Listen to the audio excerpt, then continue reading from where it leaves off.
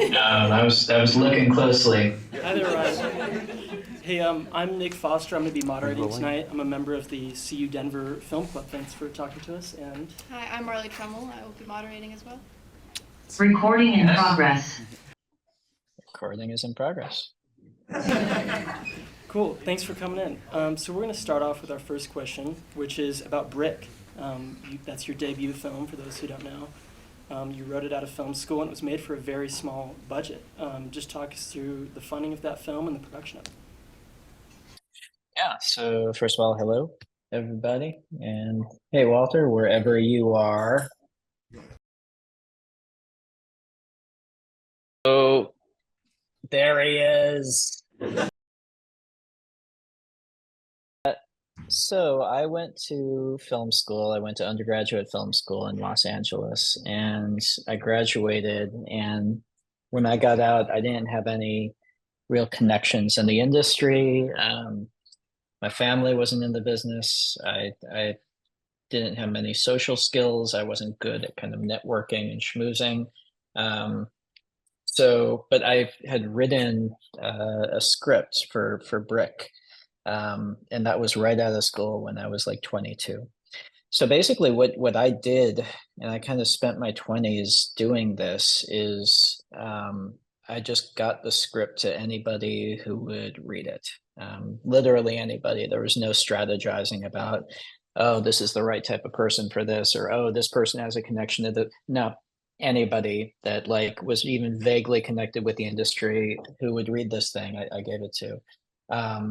And not only that, but and this is one of, for me, I think like the big benefits of film school was, I had made lots of really close friends in film school, and they were now all going out and starting to work. So Steve Yedlin, who's been my cinematographer on all the movies that I've done, we had met when I was a freshman at USC and he was still a senior in high school. We met on a student film set, and Steve, when he got out of school, started working on independent film sets. And so he would carry a few copies of the script with him. And if there was a line producer who looked like they knew what they were doing, or there was anybody like a producer or a department head, anyone, Steve would slip a copy of the script to them. And it took, I mean, it took a long, long time. I basically spent my 20s kind of working day jobs in Los Angeles trying to get the movie made. But eventually, a buddy of mine did an indie movie that I did some editing on, and his casting director was working in that same house we were doing the cutting in, and I slipped it to her, and she ended up becoming the casting director for the movie. And I met actors through other friends, and they kind of ended up being interested in it.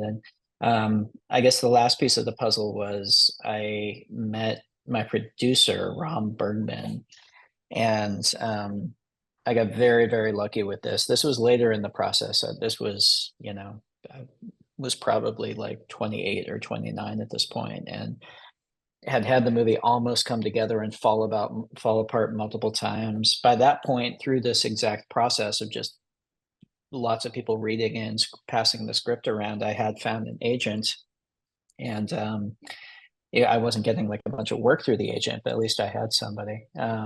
So there were some of the pieces in place, but it's really when I met Ram that the movie came together. And the way that happened was Ram didn't find the money for it. It's not like he had connections at companies or plugged me in or something.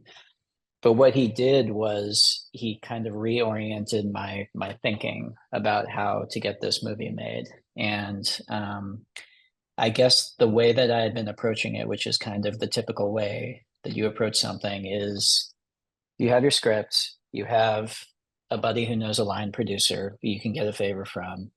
You give the line producer the script, they hand you back a budget and say it's going to cost $3 million to make your movie. And then your quest becomes to find that amount.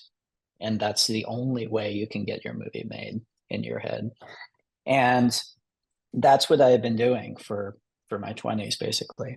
And Ram basically said, look, maybe that'll happen someday, but you're setting yourself kind of this huge impossible goal and saying that's the only way to make this thing. The reality is, first of all, this is a very strange script, and you are completely untested. You never directed anything before. And the only way this has any possibility of being good is if you have total control over it. That is to say, if there isn't somebody who has a little too much money invested in it, who's going to get nervous and suddenly say, can this be set in a college instead of a high school? Do they have to actually kill each other in the movie? Is there this? Is there that? You know? So he said, what that means is you're going to have to figure out we have to figure out how to make this movie for as little money as possible. And what we did was we went out to basically friends and family and got a couple $100,000 together. And I was very lucky. This is another thing where luck came into it. My family's in the home building business, and they had just had like a big business deal come through. And so they had a little bit of money to invest. So between them and other little amounts from a bunch of people that I had met over the years, I was able to get a couple $100,000 together. And then we backed into that number and figured out how to shoot the movie for that amount. And that became our budget. And that's how we got it made. And we then, we got very lucky and were able to go to Sundance with it and got picked up. It was kind of, it was a little bit of a different world. This is pre-streaming. So it was still the thing where there were a couple of distributors. In some way, there were less options for getting your movie out there. In other ways, it was a lot better defined. And so there was, Fox Searchlight and Focus Features and Sony Picture Classics, like some of the players who are still around today, but back then it was slightly different. It was kind of a different game. But yeah, Focus picked us up and my relationship with Ram kind of was formed, and my partnership with him is really the reason that I'm still making movies today. Finding somebody that you trust, for someone like me, especially who doesn't have a head really for the business, finding someone you can trust who knows how the sausage gets made and you can genuinely trust to have your back and look out for your best interests and the best interests of the movie. I feel pretty lucky I was able to find that early on. That was kind of the key. Yep. Marley, would you like to introduce our first audience question? We have our first audience question from Maria Coop, if she's here. Thank you. Mm-hmm. Do you want me to sit right here? Yeah, right there's good. Okay.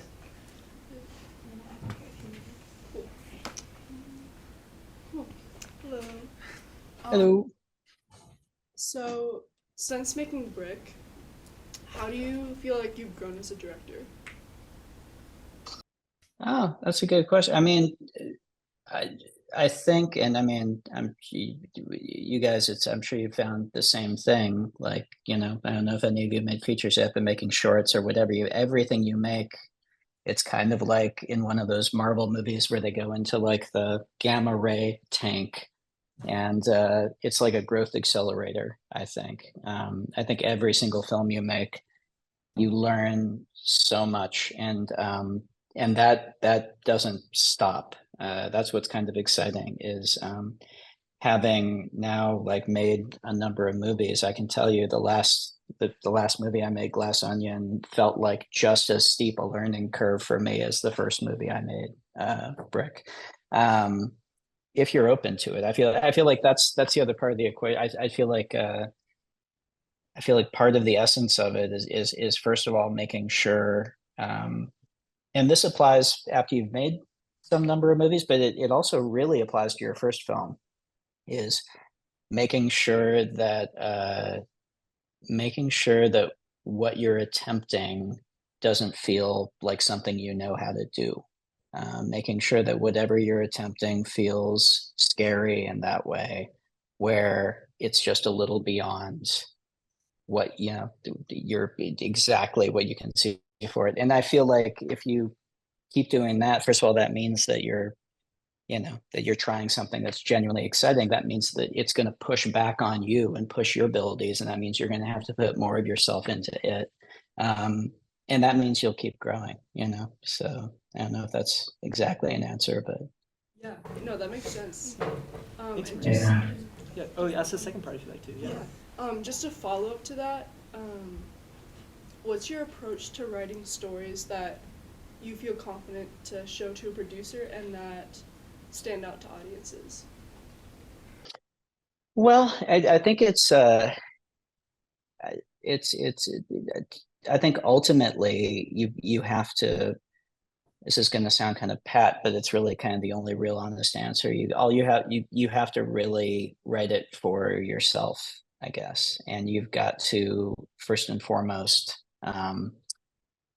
make sure that uh, you're not placing your head outside of yourself when you write and making it. And I'll give some caveats to this because obviously you want your movie to be entertaining. You are to some degree writing for the audience's experience of it, and that's important. At the same time, you're an audience member as well, and you know how you want the movie to feel. You know how you want it to engage. You know when you're writing and you start getting bored. You know it, even if you don't want to admit it to yourself. I know I do. I'll put in the first person. I know it when I hit a scene and I'm just like, oh, this is the scene where they have to explain this, and I just feel like I'm grinding it out.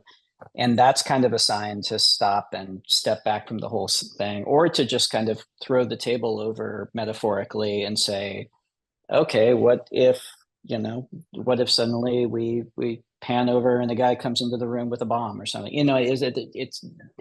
You have to really, I think, ultimately rely on your own instincts, and that means you have to constantly kind of check in with yourself and be honest when you're writing. And in terms of when it's ready to show, and that's something, again, I feel like I'm still learning. It's hard. It's just hard. Writing is hard. Yeah. If you don't have to write, don't write. If you have a friend, you sucker into writing for you, do it. It's tough. But Yeah. Cool. Thanks, I Maria. appreciate it. Thank you. yeah, you bet. So you edited Brick yourself, and then you've edited some other projects like May, and then you didn't start working consistently with another editor until Bob Doucet on Looper. Can you talk about that process and sort of warming up to collaborating with something else and how you edit now? Yeah, it's a really interesting process. I mean, I started out cutting my own stuff, like you said, and not just Brick, but I throughout high school and college, I was constantly just making short films. I always cut those myself. And I'm really, really glad I did. I mean, there's 1,000 ways to come at directing, but I personally know I wouldn't have the confidence to step on a set every day if I didn't have a basic understanding of editing. And for me, that, I mean, everyone has their own pathway into it. Some people find that through working with a great collaborator, but I feel like having an in your bones knowledge of editing is such an invaluable skill as a director, especially when you're starting out and making your first films where time is going to be a very limited resource on set. The ability to have that muscle in your brain really trained, where you know what you need, and more importantly, you know what you don't need to get, and you know when you've got it and can move on. That's invaluable. So I'm really glad I had that experience. And then, that having been said, like, one of the great joys for me has been learning how to have a collaborative experience with an editor. And Bob and I mean, we get along well, but we also, which you kind of have to do if you're going to sit in a room with somebody for months and months.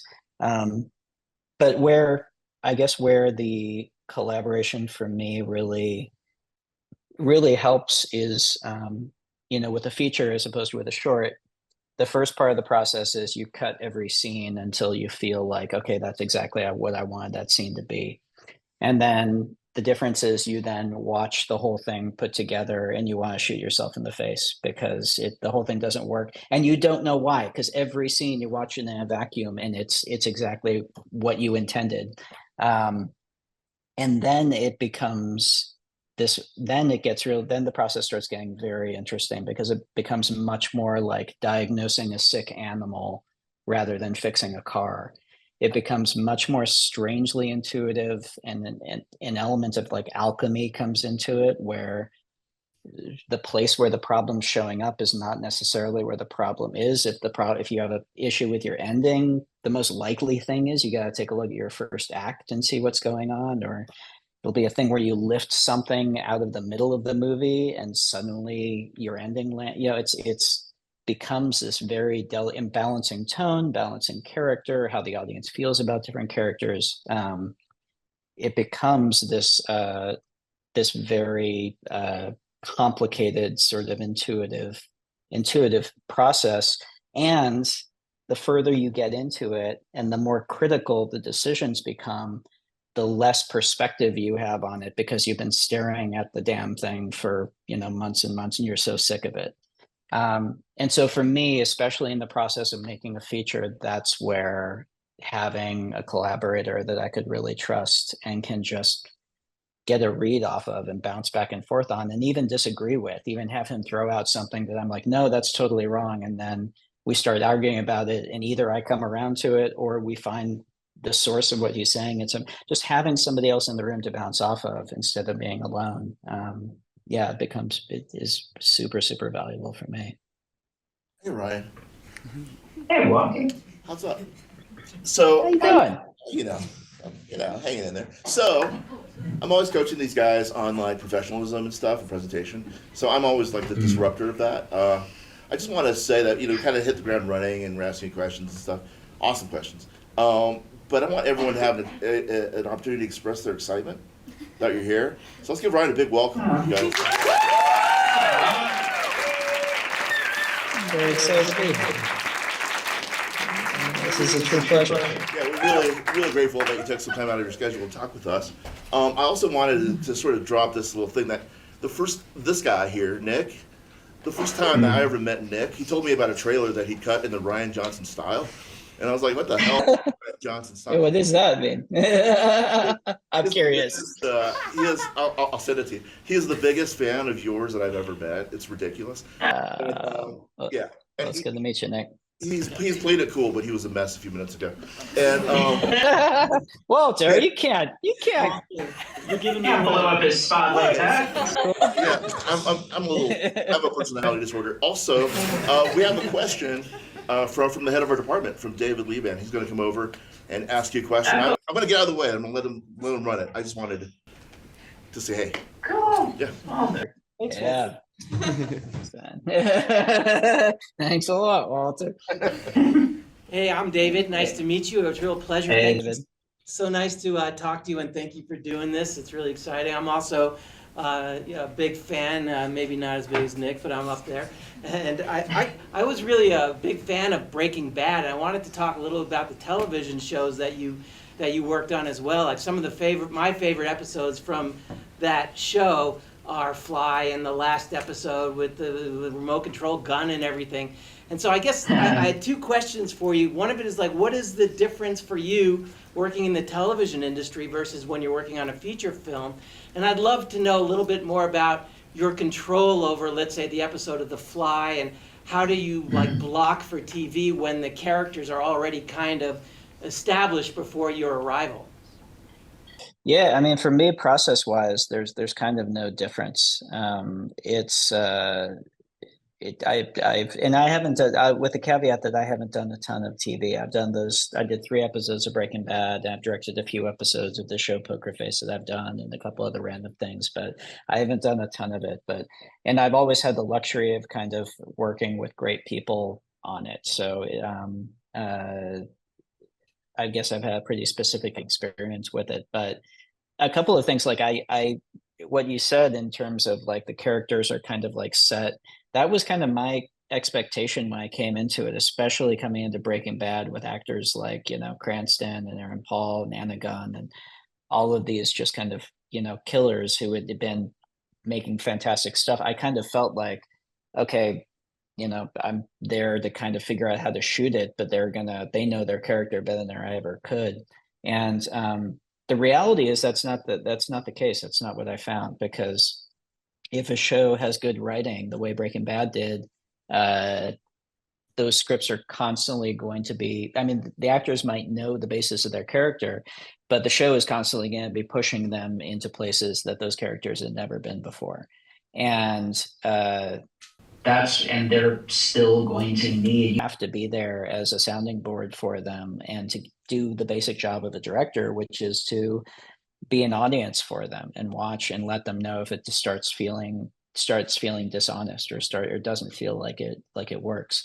So in that way, my expectation was exactly what you described, and it was really I was really surprised to find that no, it's still very much a medium between the director and the actor, or at least it was when I when I did it. And yeah, and the experience for me was very similar. That the nice thing was just I can see a running theme here. I didn't have to write the scripts, which was nice. I could just be handed a brilliant script by Moira Wally Beckett or Sam Catlin and just shoot it. And in terms of like control or whatever, I mean, you have control because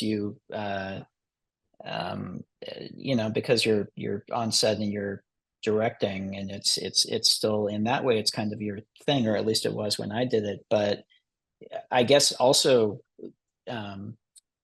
like you're not going, or I should put it in the first person. I wasn't going into it thinking, how do I put my mark on this thing, or how do I like do my thing here or make this mine or something.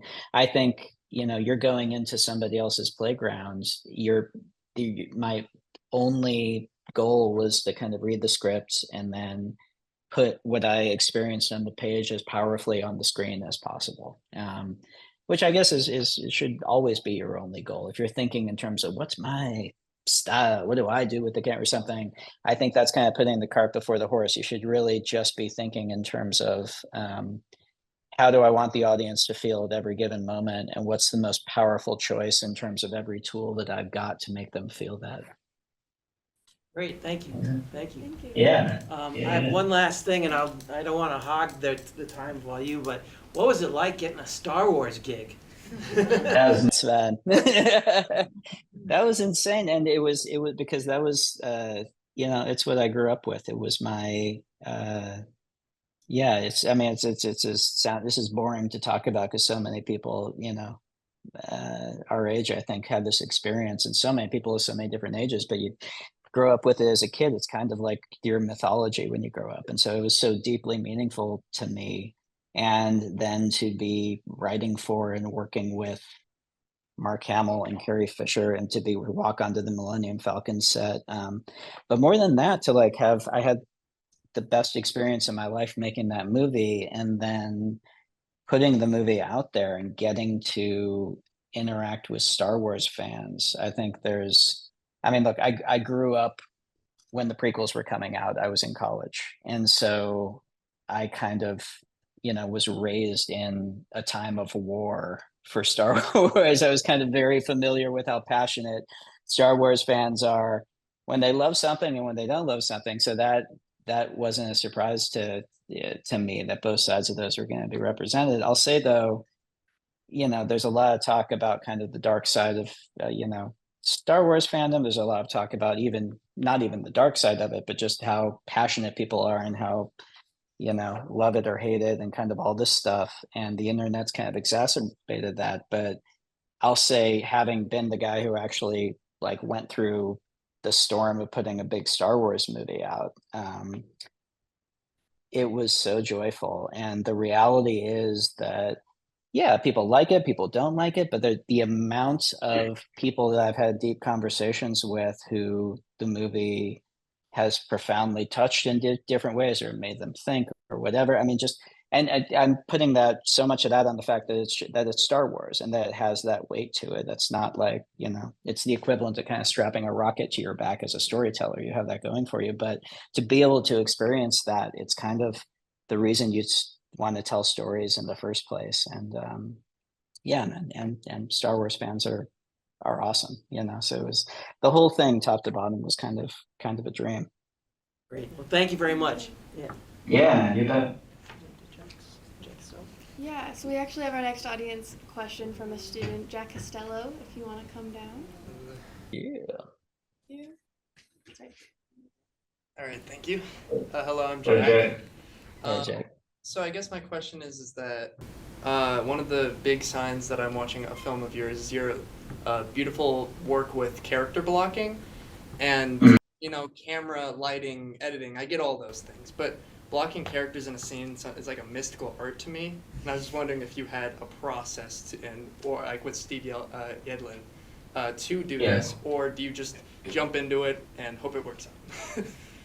It's such a perceptive question, Jack, and the fact that you're thinking in those terms. I think when I started making movies, I was thinking entirely in terms of shots and camera, and it's only been really recently that I've started really paying attention to the great directors that I admire and realizing that that blocking is more important, is just as important, if not more, than where the camera goes. It's inseparable. And you look at, you go back and look at Michael Curtiz and his work, you watch like Casablanca, but also you watch Spielberg's work. Spielberg's a master of it.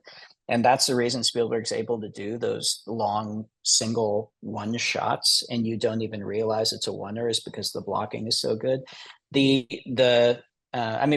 Process wise, it's if I just showed up on set and winged it, I personally would be dead in the water. I'm sure there are some people who could do that and have the muscle for it. For me though, especially for the last couple of movies I've done have been these mystery movies where oftentimes there are like 8 people in a room talking to each other, which is a nightmare. And so the storyboarding process for me it becomes very essential to storyboard those scenes. And it's not about the shots, it's about wrapping my head in some way around a dynamic approach to the blocking. And you get on set then and you start working with the actors, you do a blocking rehearsal. First thing in the morning, process-wise, the way it goes, you show up and I'm going to say this because it took me a while to learn it. Some of you may kind of know this already, but for me, the way it works, the way it works for me, you show up on set and you do a blocking rehearsal. I start always with just the actors on the set, with maybe the AD standing by, and that's kind of it. I don't want anyone else there. All the rest of the crew gets coffee, and I'm just alone with the actors. And I have in my head from storyboarding a vague kind of, okay, or sometimes a pretty specific, like, okay, here I was thinking this, and let's run through the scene with this blocking and let's see how it feels. And 9 times out of 10, especially if you have really good actors, confident actors, it'll feel good. Or if something doesn't, it'll come up and you'll be able to figure out a way around it. And then when you kind of get the scene to a place where the blocking is kind of set, you call in the rest of the crew. And it's kind of funny, like the whole crew watches, gathers around the edge of the set and watches. And one of the camera assistants comes in with a bunch of pieces of tape and tapes down the locations of the actors. And then they play the scene. And when the actor moves, he puts another piece of tape on where they move to. And so you kind of map out like a dance floor markings, all the where the actors go. And then the actors go away to get into makeup and costume. And I start kind of breaking down the shots with Steve. But for me, I need to start that process in the storyboarding. If I get on set, the likelihood that I'll just panic and start just doing boring like singles or 2 shots is too great. The other kind of big reference for me in terms of blocking, I actually like when I'm going into any movie and starting to storyboard, I'll usually rewatch Citizen Kane and look at specifically in terms of blocking and depth, because it's so easy to get into a pattern where you just do like lineups and you just do 2 people next to each other, and to remind yourself to use depth and to use dynamic shifts in terms of foreground, midground, and background in terms of your actors, which can sometimes feel very unintuitive on set. Very often for the actors, it's going to feel weird because they're standing here and talking to someone who's 4 feet behind them, who's also talking to someone 10 feet behind them. And again, if they're good actors, they can make it work. But for me, just approaching the blocking with a sense of composition and also a sense of like, how do I want this to feel? Who do I want to be prominent? Who do I want to have the power in the scene? Who do I want to be front and center? Who do I want to be marginalized in the scene in the background? And then thinking in terms of when the power dynamics in the scene shift, the camera moves over here, and suddenly this person has got the forefront and has got the conch, you know. So, yeah. So for me, it starts in the storyboarding, I guess. But it's awesome that you're thinking in those terms. You're ahead of the game. It's great. Gotcha. Thank you. Thank Yeah, you. man, you bet. So Ryan, I wanted to ask about the work that you and Steve Yedlin are doing with film emulation, because I think a lot of us here are interested in shooting on celluloid, but it's expensive, or we don't have the gear or whatever. So can you talk about integrating film and digital on Last Jedi and then going completely digital on your last couple projects? Yeah, I mean, and Walter, I'm going to suggest you get Steve back. And have him talk to anyone who's interested specifically in cinematography, because it's a real he is a true, he's a gearhead. He's kind of a genius. So I love film. I love the way the film looks. I grew up shooting film, and I shot my first 3 movies entirely on film. And when it came to Last Jedi, the assumption was just that we'll shoot film and we'll shoot digital for a couple of sequences where it makes sense. Like one of them, for instance, was the throne room sequence, where it was entirely this vivid red set. And because of the way that film handles the color red, it's just like, okay, we'll have a lot more precise control if we shoot this digitally. And there were a couple things and then a few things in terms of, okay, this is going to be a big effect shot, so we might as well shoot it digitally. And by the end of the film, we had kind of switched to entirely shooting digitally. So, and I'll tell you kind of like Steve's philosophy of it. And I'll give this with the caveat that, you know, if you want to shoot film, you should shoot film. There's no right or wrong thing. There is at this point kind of a little bit of a question, especially as you're approaching kind of making, you know, your first feature, in terms of where you put resources. And I would love to, because there's so much mythologizing of film. I don't know if there is for your guys' generation. I know for me there is, but I feel like it can get talked about in mystical terms somehow, and sometimes you can be spoken to as if, even to the extent that like you're not a real filmmaker if you don't want to shoot on celluloid. And I love film, and it's great, but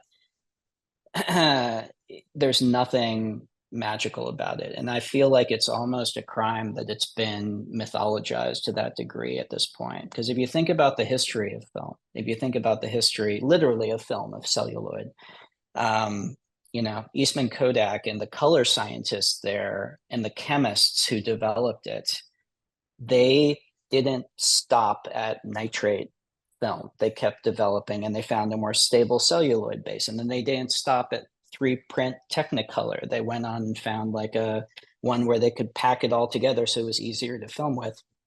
And then they didn't stop there. They developed faster and faster film stocks. They kept innovating. They kept finding ways to make film that could shoot in less light, that could be faster, that could have, you know, more finer grain, that could have all these different kind of, you know, different advantages. And at some point, the notion that stops, and we say, nope, film is magic. And if you shoot on this stuff, then what you're shooting is magic. And if you don't, then it's junky TV. As opposed to, and how Steve would frame it is, it turns you from an artist who is determining the look of your film, of your movie, through the choices that you make, both on set and lighting, and also in the post chain. It turns you from an artist into a consumer who's choosing a brand and saying, if I shoot on this specific brand, then my thing will look like a movie. And that for Steve is kind of his philosophical sort of approach to it, is that there's nothing wrong with shooting film at all, but there's also nothing wrong with taking ownership and taking control of the process, and realizing that you can take digital, and if you want to dig into it and figure out how to do it, you can make it look, I mean, at this point, the reality is you can make it look like film. The truth is, I mean, and I'll cut this off at some point. I won't just keep lathering on, I promise. But it is interesting to me. for instance, in a movie like Grain, for example, grain emulation has gotten so good with digital cinema. The reality though is even something that is shot on film, especially today, a lot of bigger films are shot on film because they had the budget to do it. Anything that's an effect shot in a big effects movie, anything that's an effect shot even in a smaller film, if they've done digital makeup to the actor, if they've taken out like a flag that was in the shot, if they've punched up the sky or done a comp, anything that's an effect shot has been in the post chain degrained and then digitally regrained, even if it was shot on film. The reality is, as Steve likes to say, he says it's easier for me to make something that was shot on digital look like film than something that was shot on film, because you're dealing with an extra step of scanning the negative, dealing with the color science of how do you take that scan, which is abstract information. It's not like a one-to-one photograph. It's abstract information of a film negative, which is orange and flat and meant to be a medium, and then emulating film stock, which is what we consider looking like film in your DI. So it's much more complicated than the notion of the purity of film and kind of, the fuckery of digital, I guess. And but still, I still do love film. I don't want to present it like there's a right and a wrong choice, but if it's been presented that the right choice is film and the wrong choice is digital, as somebody who grew up loving film and still tries to make his movies look like film, I would argue against that. And I don't know, I would say that, if you look at if you watch like the first Knives Out, to me, I when we got through the end of kind of the post chain on that movie and I saw everything that Steve had done and I saw the finished product, I was like, okay, that looks like film to me. So anyway, but Yeah, fascinating. end of rant. No, I loved it. Thank you. Thank you so much. We have another audience question now. Lyndon Johnson, Yeah. do you want to come down?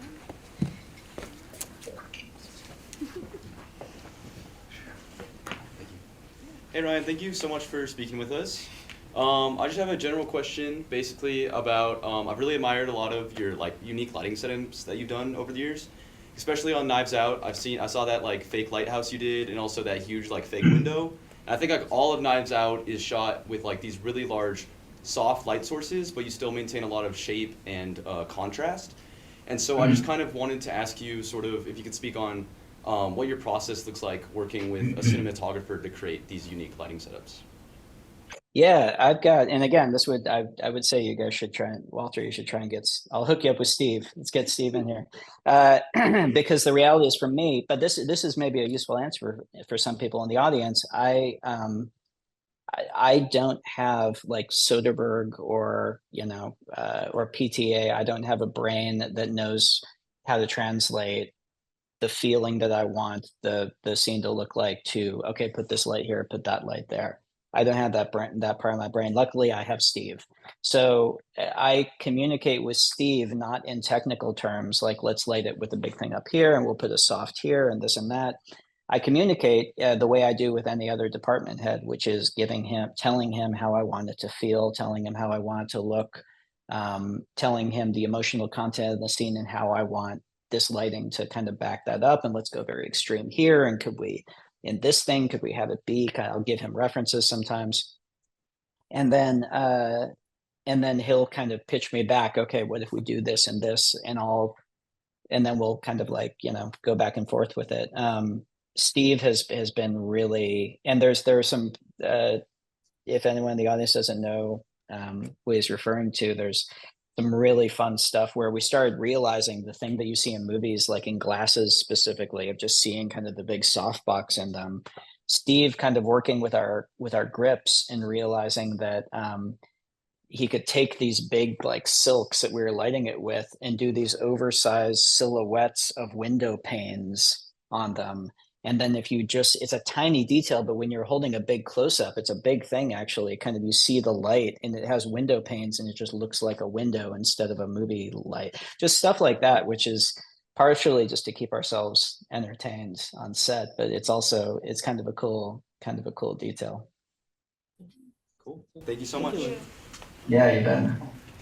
So between projects, I know I find it difficult to feel inspired and energized because you're just coming off of another film that took a lot out of you. How do you find the momentum and the passion to just keep going and finding new things to write and direct and things like that?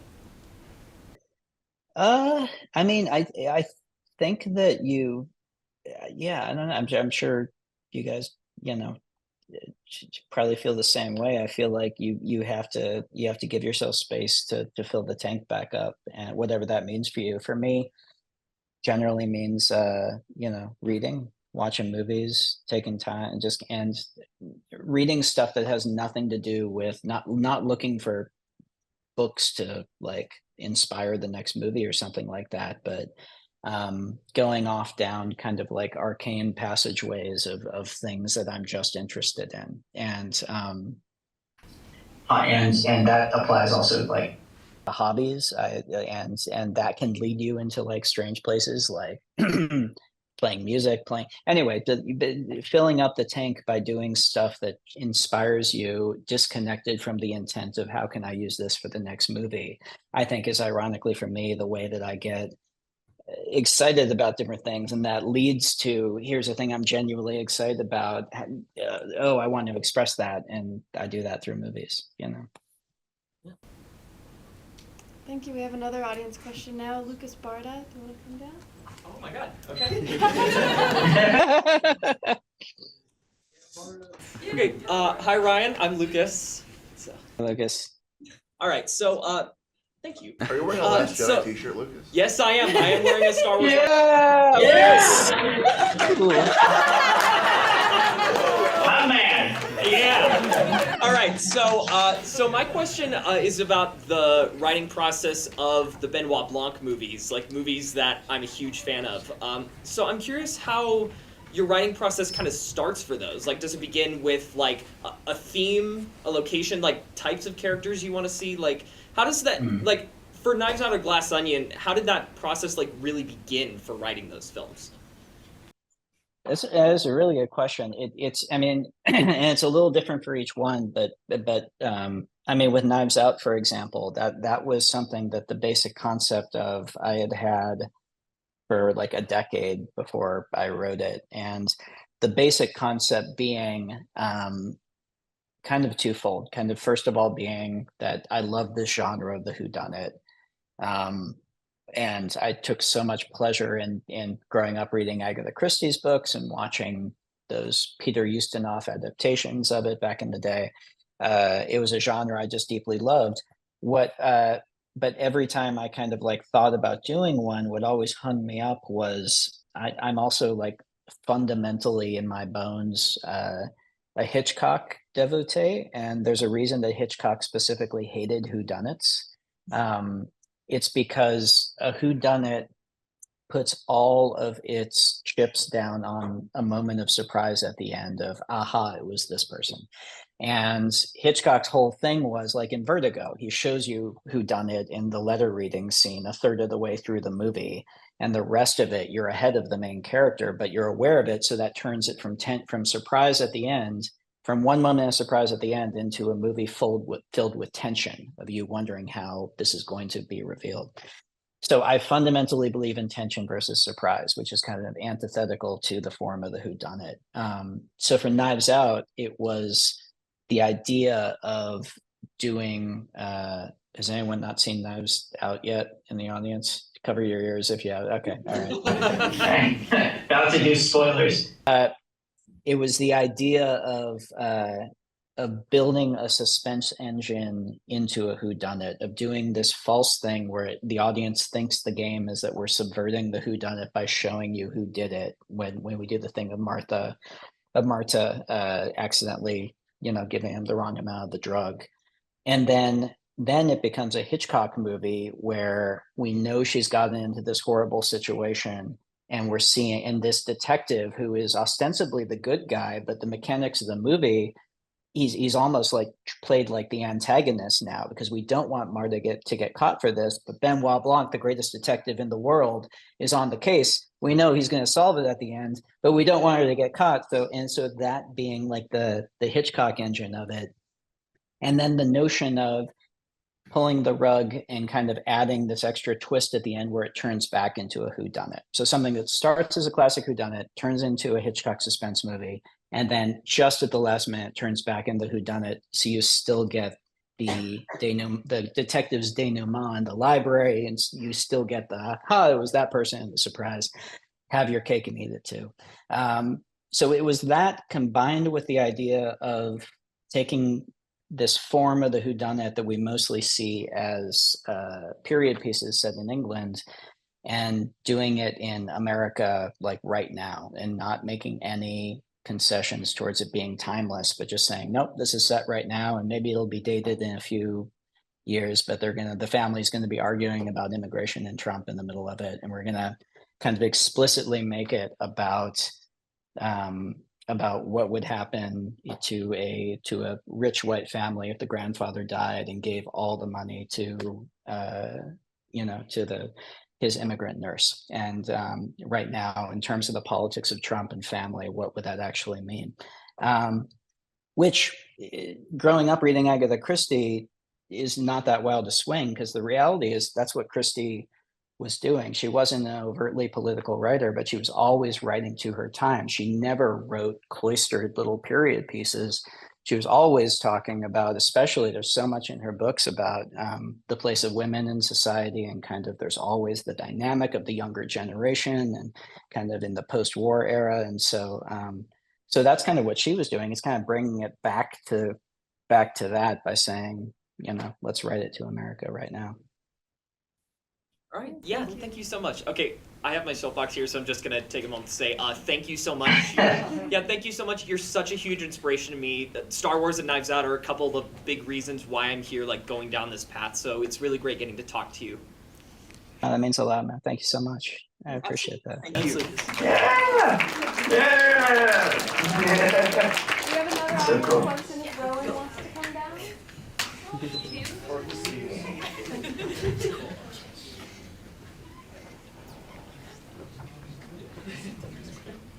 Hi, Ryan. Hey. Thanks for being here. I'm not going to top Barta, but I won't even try. So I just wanted to ask a more personal question of you. It's the same question I try to ask to all the filmmakers we have come in. I was just, across your career, if you could tell us about a moment that is like perhaps your proudest, or if I'm looking up here, it's because you're up here. Yeah. Across your career, if you could tell us about a moment that is like your proudest, something you're really happy with, and maybe like alternatively, something that it was your lowest moment, and how you overcame that, and what you learned from it, and what we as filmmakers could learn from those stories.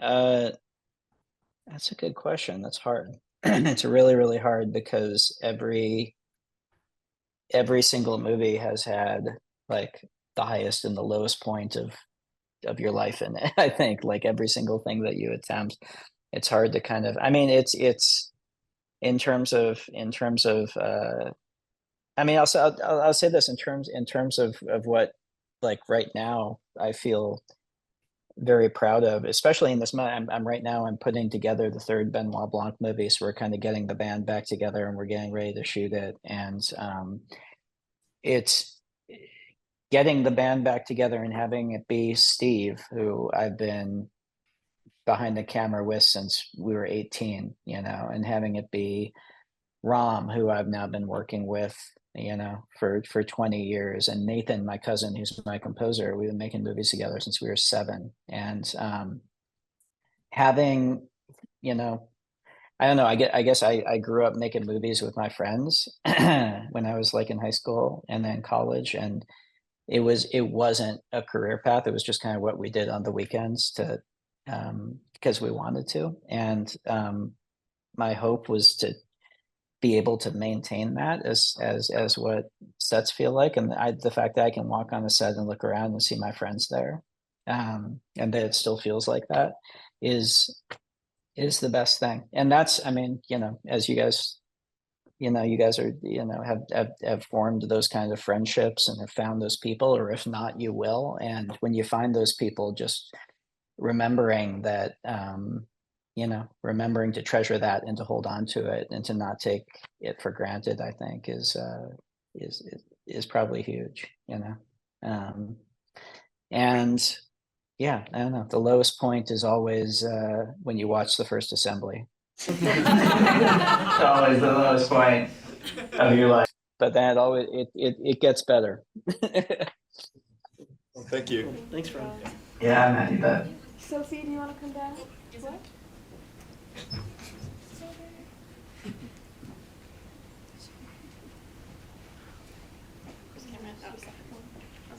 Hi. Hey. My initial question was about kind of style and how you curate that, but you've already kind of answered. Let's see, what did I write? It's down here. Okay. So I often want to direct. However, my ideas tend to be a little bit like too high budget or too out there for just the resources and financial situation we have in film school. So how do you kind of go about keeping the core feeling and like maybe characters and vibe of your story the same while working within those kind of restraints? Like I know you're talking about your first film, Brick. Stuff like that. So, yeah. Yeah, I mean, and in terms of like for you, not to turn it around, but like for you, like in terms of budget, is it because like effects? Is it because it's science fiction-y stuff? Is it because like what's the element of the limitation? All three? Yeah. Yeah, I'm very inspired. Well, weirdly, like stylistic stuff like Knives Out, Glass Yeah. Onion, a lot of Taika Waititi stuff, like very much kind of science fiction, mythology. Yeah. Yeah, One of yeah. the ranges of that spectrum, and it's hard to find. Most of our resources here come from like crowdfunding and stuff like that. Yeah, totally.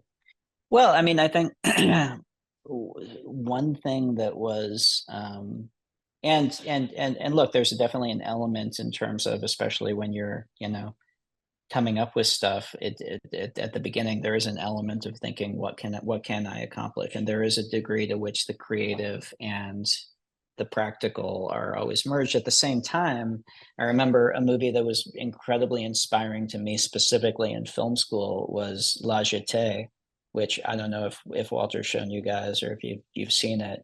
It's it's what they ended up making 12 Monkeys out of, and it's the same story as 12 Monkeys, but it's made for $5 using entirely just stills, and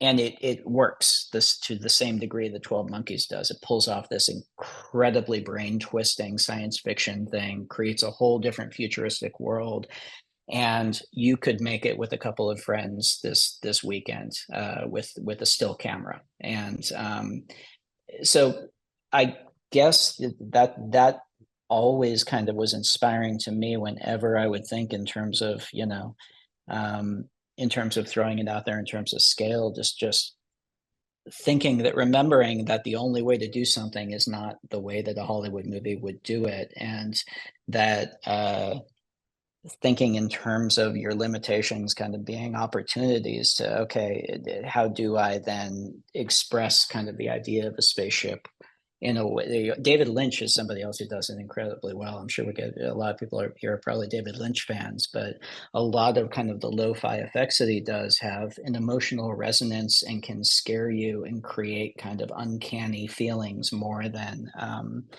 if you watch a high budget like effects movie, I guess. I don't know if this answers the question, but it's kind of a mixture of no easy answer, but I feel your pain also, because as someone whose ambition exceeded their resources, it's always tough, but I think that can be an opportunity, Yeah.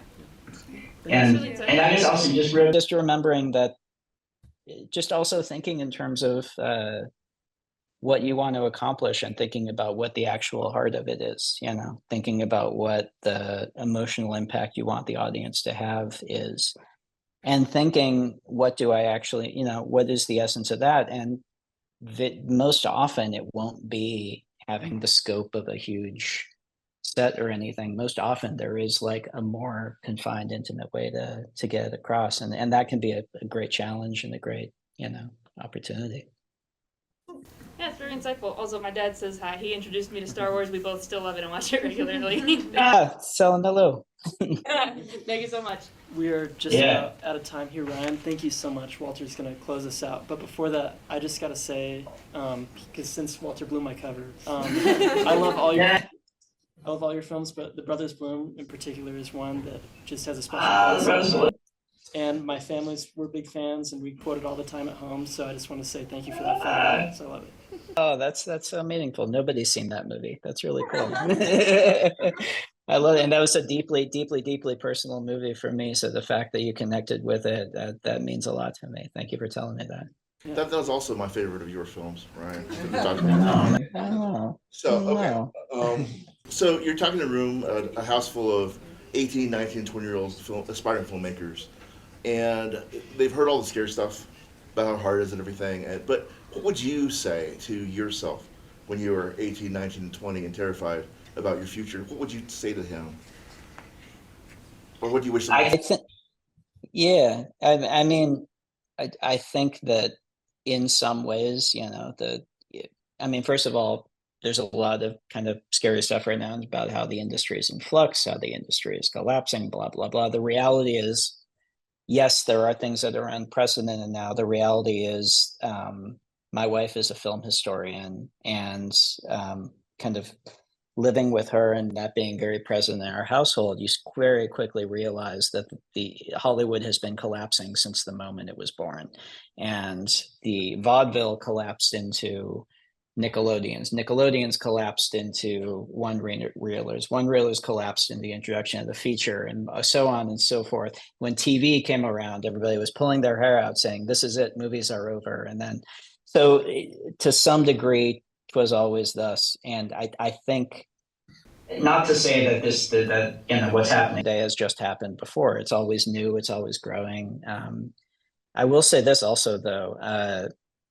I think the thing that is always true, and no matter what form, entertainment takes going forward from here, will always be true, is if you have a unique voice and you've done the work to hone that muscle and be able to express that unique voice effectively for an audience, and that will always be the rarest coin, not just in Hollywood, but kind of, the rarest coin out there, period. And that's ultimately what's going to be what pops you out and what gets you noticed. It's not going to be a connection. It's not going to be jumping on a trend. It's not going to be any of that stuff. It's going to be the unexpected thing that no one else could have done, that you've got inside you, that you put the work in to figure out how to effectively put on the screen. And in that way, looking inward, I think, and developing yourself, and not just in terms of a camera, and not just in terms of shots and doing all of that too, but also really thinking in terms of what's going to go on that screen ultimately is a reflection of what you got inside yourself. And that's the totality of you. That's how you, it's what you learn outside the scope of film. That's where you travel. That's how you interact with people and the relationships you have. It's how you think about the world. That's all of those things. And so, and that's something that I wish I had been more focused on earlier, I guess, is kind of getting out of film school, really thinking in terms of paying attention to myself as a human being, first and foremost, because that's going to be up there whether you like it or not, when you start making stuff. But yeah, man. And I don't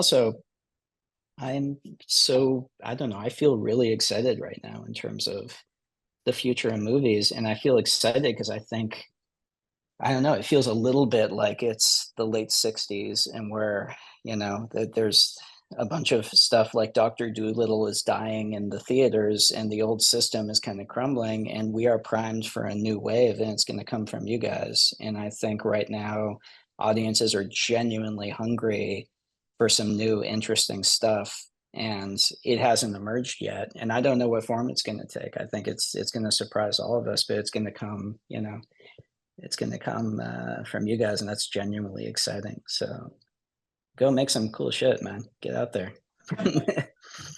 All right, so the last thing we do is we take a selfie, if that's cool with you. You're on this giant screen. Do it. People up on the stage. All right. Yeah.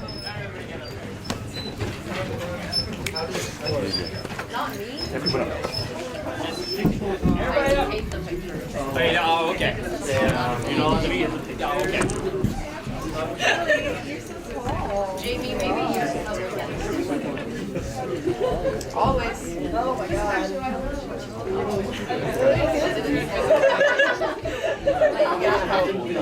One time.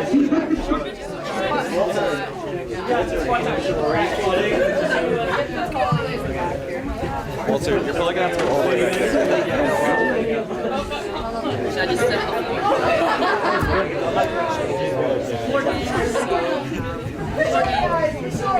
Okay.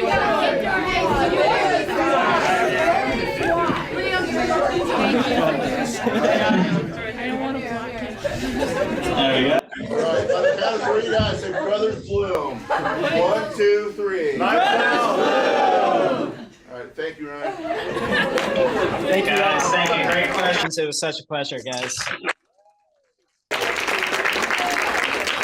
Hey, Ryan, thank you so much for doing this. I'll shoot you a text. All right, man. Yeah, love to you and Karina. Bye.